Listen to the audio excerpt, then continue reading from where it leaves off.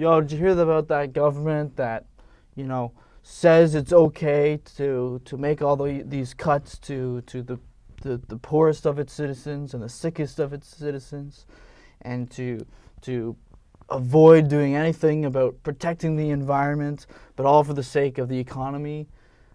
But even though they keep claiming they're the masters of the economy, they time and time again manage to drop the ball completely and entirely. I know what you're thinking. Canada, eh? Gotta learn how to say that, Canada. Now let's see here. When it comes to the economy, how are the Conservatives been doing? Well, in recent years, let's look. In 1993, the Conservatives had managed to rack up a massive deficit of, what was it again? $38 billion. Okay? But don't worry, it wasn't the end of the world. Between then and 2006, non-conservatives, we'll call them the pros, managed to get us up to $16 billion in surplus. Not bad. Not bad, I'd say. Especially considering non-conservatives seem to be the ones who walk around talking about it's okay, we're going to spend to look after the people we need to look after. So, looks like somebody's dropping the ball. But okay. Let's give the Conservatives another chance to get back in 06. Boom! What did they get up to in those first 4 years? By the time it was 2010, we had gotten once again to a deficit. This time it was $56 billion, which was the record.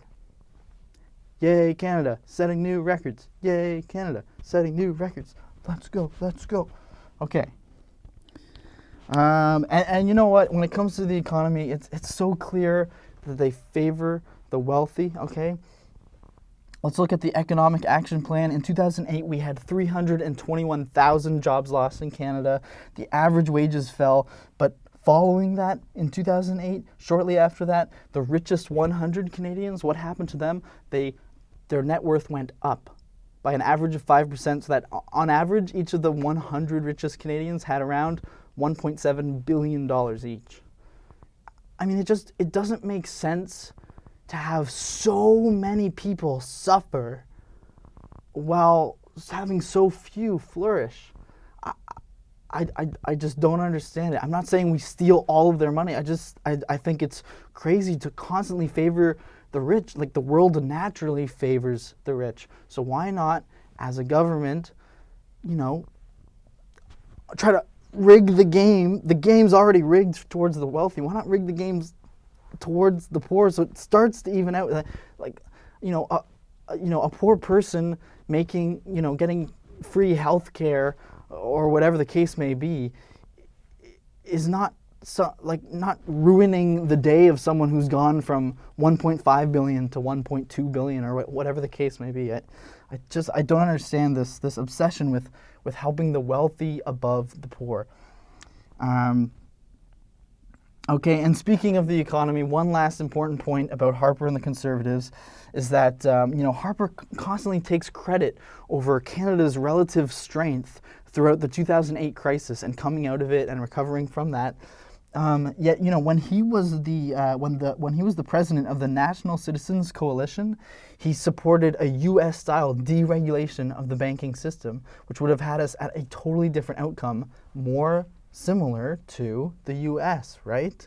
If we were doing things like the U.S., in theory, right, the outcome would be the same as the U.S., right? So, this is just crazy to me. And yeah, fun fact that he was the president of the National Citizens Coalition, which, was apparently created in 1967 to oppose national health care. Fun stuff. And quick note while we're on the economy, I think I missed it last time when I was talking about science and knowing the facts. I think it's bizarre that, even though we seem to have broken down this myth about it's the economy versus the environment, but let's say that's not a myth. Let's say that is totally the situation we're facing. Why not, understand the problem at both ends of the field and make an informed decision? It doesn't make sense to just, cover your ears and yell while someone's telling you something that's like hard, tough news that you need to deal with. It's just so frustrating. Can't get over it. Okay, so now what? Well, election's coming up really soon. October 19th is very soon. I say we vote strategically. I'm not a huge fan of any of the major players. I don't think anybody's a hero. I think there's a lot of career politicians. But in this kind of situation, I say we vote for the lesser of the evils because they're far less evil. And yeah, I say let's vote strategically and get somebody in power that represents a more compassionate Canada.